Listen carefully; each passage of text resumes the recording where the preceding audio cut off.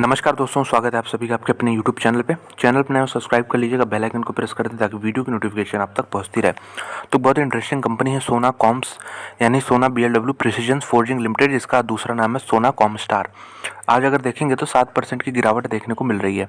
इसके पीछे का रीज़न देखिए सिंपल है। जब भी बड़ी गिरावटें होती हैं तो कोई बड़े फंड हाउस या तो निकलते हैं या तो वहाँ पे पोजीशन बनाते हैं, तब भी होता है। ऐसा रेयर होता है, लेकिन मेनली जब कोई बड़ा फंड हाउस जो कि ऑलरेडी कंपनी में इन्वेस्टेड है वो निकलता है, तो अगर नीचे के प्राइस पे निकले तो यहाँ पे इस तरह का हमें सेल ऑफ देखने को मिलता है।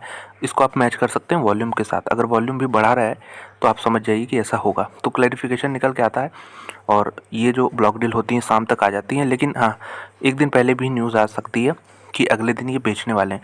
तो देखिए, कंपनी में ब्लैकस्टोन करके एक कंपनी है, धीरे धीरे अपना स्टेक बेच रहे थे और इस बार तो उन्होंने जो 20.5% इक्विटी, 20.5% बहुत बड़ी फिगर होती है। यहाँ पे 1/5 हो गई कंपनी की हिस्सेदारी, ये इन्होंने एक बार में ऑफलोड कर दी। 400 के भाव पे बताया जा रहा है ये।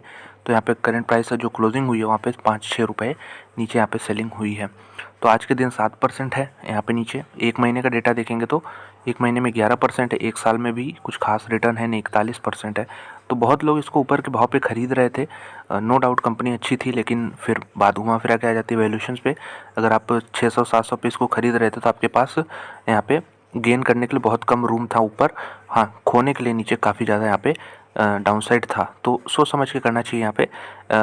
अब इसको देखिए, बहुत लोग लिए होंगे शॉर्ट टर्म के लिए, लेकिन लॉन्ग टर्म का बनाना पड़ा क्योंकि यहाँ पे 40-41% की फॉल देखने को मिल गई है। तो ये भी होता है मार्केट में कि क्लैरिटी होती नहीं है। तो लॉन्ग टर्म का स्टॉक है यहाँ पे, अगर देख सकते हो 19% ऊपर है जब से लिस्टिंग हुई है। और यहाँ पे एक टाइम अगर बीच में यहाँ देखें तो लिस्टिंग के जस्ट बाद ये डबल हो चुका था, पैसे डबल कर चुके थे इसने, लेकिन अब फिर से मात्र 18-19% ऊपर है। तो इसको टाइम देना पड़ेगा और यहाँ पे टाइम अगर देंगे तो ये फिर से जो पुराने लेवल से इसको रिक्लेम आराम से कर लेगा। लेकिन फिर यही कि हायर वैल्यूएशन पे ना खरीदें। यहाँ पे अभी भी कंपनी महंगी है, ऐसा नहीं कह रहा हूँ कि सस्ती हो गई है। यहाँ पे अगर आप पी रेशियो देखोगे तो यहाँ पे 64, 64.5 का पी रेशियो, जो कि कम नहीं है, यहाँ पे किसी भी एंगल से कम नहीं है। ना कि आप इसको हाई में डाल सकते हो, ये मैं कहूँगा कि वेरी हाई में अभी भी है, लेकिन इसको फिर लोग जस्टिफाई करते हैं यहाँ पे इनके रिटर्न रेशियो से, साथ में जो प्रॉफिट का ग्रोथ रेट रहा है। अगर हम प्रॉफिट का ग्रोथ रेट देखें तो पिछले 5 साल में 50%, पिछले 3 सालों में 50%। और ये बहुत छोटी कंपनी नहीं है कि बेस छोटा हो और इतनी तेज़ी से ग्रो कर रही हो। अगर आप मार्केट कैप देखो तो इस समय 24,000 करोड़ है। हाँ, ज़रूर थोड़ा सा महंगा है, लेकिन जो प्रॉफिट के यहाँ पे रहे हैं, प्रॉफिट रेशियोज या कह लें प्रॉफिट ग्रोथ रेट रहा है, ये काफ़ी अच्छा रहा है कंपनी के लिए पिछले 5 सालों में। तो इस बेसिस पे इसको मार्केट थोड़ा हायर वैल्यूशन देता है। प्राइस टू बुक वैल्यू देखेंगे तो यहाँ पे आपको 12 टाइम टू 11 टाइम्स यहाँ पे देखने को मिल जाएगा। यही चीज़ है कि इंट्रिंसिक वैल्यू घट गई है, रिजल्ट ख़राब आ रहे हैं कंपनी के। 150 के आसपास हुई करती थी, जो कि बढ़नी चाहिए थी, लेकिन 137 आ चुकी है, इसलिए और करेक्शन हमें देखने को मिल रहा है। कंपनी के ऊपर कर्जा है नहीं बिल्कुल भी। तो एक बार हम लोग देख लेते हैं कि यहाँ पे रिजल्ट कैसे आए थे दिसंबर क्वार्टर के, जो कि लेटेस्ट थे। तो यहाँ पे 626 करोड़ का इनकम है। इनकम अगर आप दोस्तों ध्यान दें तो यहाँ पे 187,439 डबल हो चुका है यहाँ पे। उसके बाद फिर 500 करोड़ भी पहुँच गया, वे 600 के ऊपर पहुँच गया। तो यहाँ पे इनकम में कोई दिक्कत नहीं है, लेकिन यहाँ पे जो कुछ समय से प्रॉफिटेबिलिटी अगर देखें तो यहाँ पे इसमें भी ग्रोथ देखने को मिला। 135 करोड़ यहाँ था, 170 करोड़ यहाँ हो गया।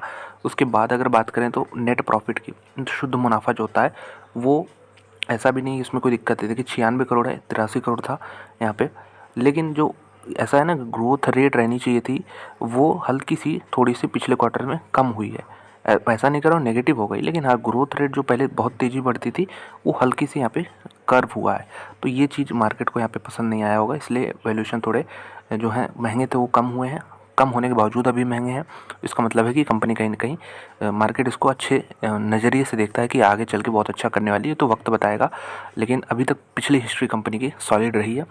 और यहाँ पे संजय कपूर जी की कंपनी है ये, और जाने माने वो बिजनेसमैन ऑलरेडी हैं। तो यहाँ पे एक बार हम लोग चेक कर लेते हैं कि किसने एग्जिट लिया है।